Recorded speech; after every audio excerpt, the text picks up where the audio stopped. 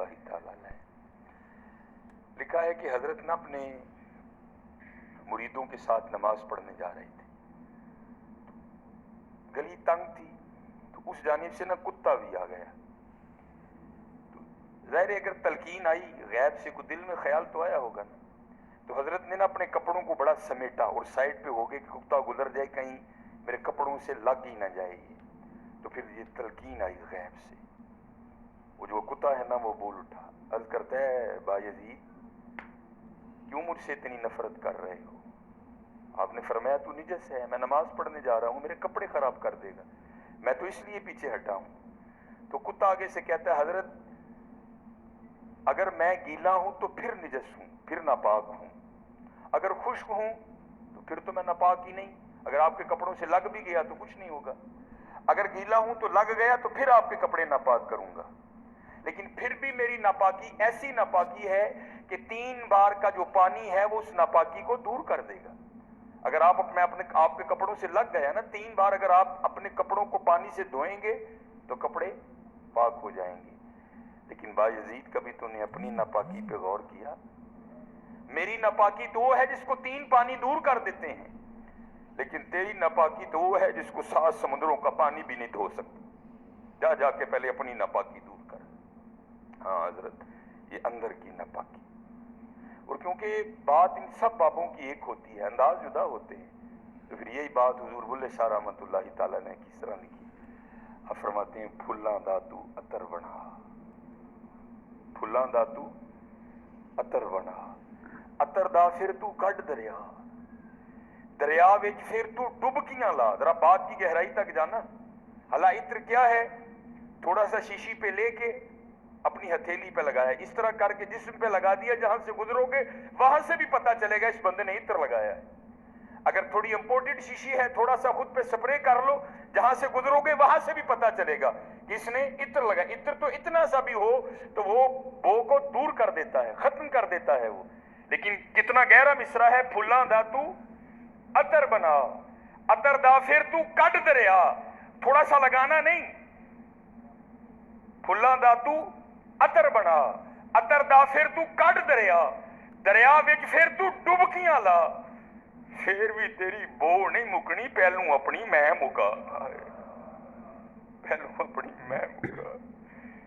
انہوں نے تو بنایا تھا فقیر, چل تو اج تو بعد ساڈا فقیر لے, لیکن یہ میں اس نے پھر موقع ضائع کر دیا.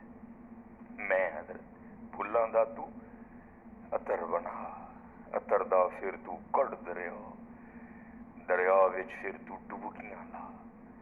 پھر بھی تیری بو نہیں مکنی, پہلوں اپنی میں مکا. اور جس نے مکا لی حضرت اس کا کام بن گیا. وہ تو ہے ہی کریم. ہاں, اور کتنے کریم ہیں میں آپ کو بتا نہیں سکتا حضرت. یہ ہفتے کی رات تھی, جو پچھلا ہفتہ گزر گیا نا, جس طرح کل ہفتہ آئے گا. یہ بھٹر میں پروگرام تھا, تو پروگرام پہ گئے. وہاں سے مجھے آتے آتے نا تقریباً 12 بج گئے. جب میں گھر آیا نا تو چھوٹا بیٹا میرا, سب سے چھوٹا ابراہیم, بڑا رو رہا تھا. تو ماں اس کو چپ کرانے کے لیے نا وہ ڈیل رہی تھی, اس کمرے سے اس کمرہ, اس کمرے سے اس کمرہ. تو وہ کہتی ہے کہ شاہ کے بعد کس کی طبیعت خراب ہے, مسلسل رو رہا ہے. میں نے بڑا چپ کرایا, نہیں کر رہا. تو اس طرح کریں, اس کو کسی ہاسپٹل لے چلتے ہیں. میں نے کہا چلو. عمل خدمت لے گئے. وہ ڈاکٹر نے چیک کیا, اس نے کہا بچے کا گلا خراب ہے, اور جب بھی بچوں کا گلا خراب ہوتا ہے نا ساتھ پھر ان کے کان میں بھی درد ہوتی ہے. اس کے کان میں درد ہے اس لیے رو رہا ہے. اس نے وہ دوائی وغیرہ انجیکشن وغیرہ لگائے, اس کے کان میں ڈراپس بھی ڈالے. لیکن میں نے کہا نہیں, میں آدھا گھنٹہ ویٹ کروں گا. بچے کی جب طبیعت سنبھلے گی نا میں پھر ہی گھر لے کے جاؤں. ہم وہاں بیٹھ گئے.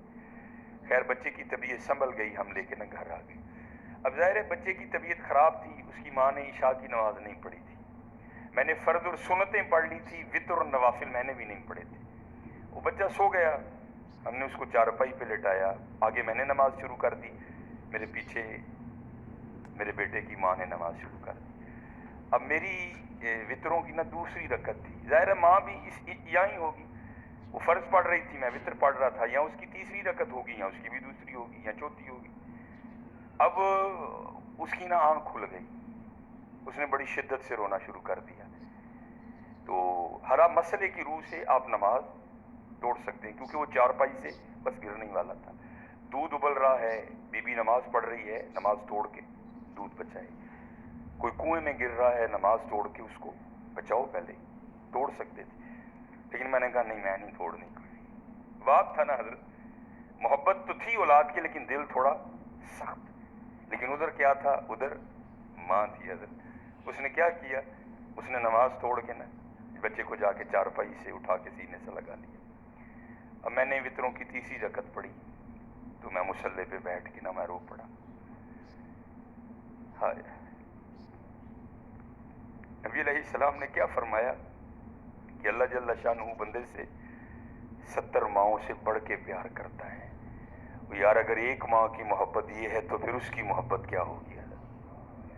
अगर एक माँ की मोहब्बत ये है कि उसने नमाज तोड़ के बच्चे को सीने से लगा लिया, तो फिर तसव्वुर करो हजरत, जो 70 माओं से बढ़ के प्यार करता है उसकी मोहब्बत क्या होगी? लेकिन बात फिर वही है हजरत, हम तो मायल करम हैं, लेकिन क्या हम तो मायल करम हैं, लेकिन आगे से क्या जब ये वो बच्चा था ना, मैं नहीं थी हजरत उसमें, वो तो पूरी शिद्दत से रो रहा था, ओ मुझे बैठाओ, ओ मुझे उठाओ, ओ मुझे बचाओ, ओ मुझे बचाओ। शिद्दत थी ना हजरत, उस शिद्दत ने माँ को मजबूर कर दिया कि उसने नमाज तोड़ के बच्चे को उठाया।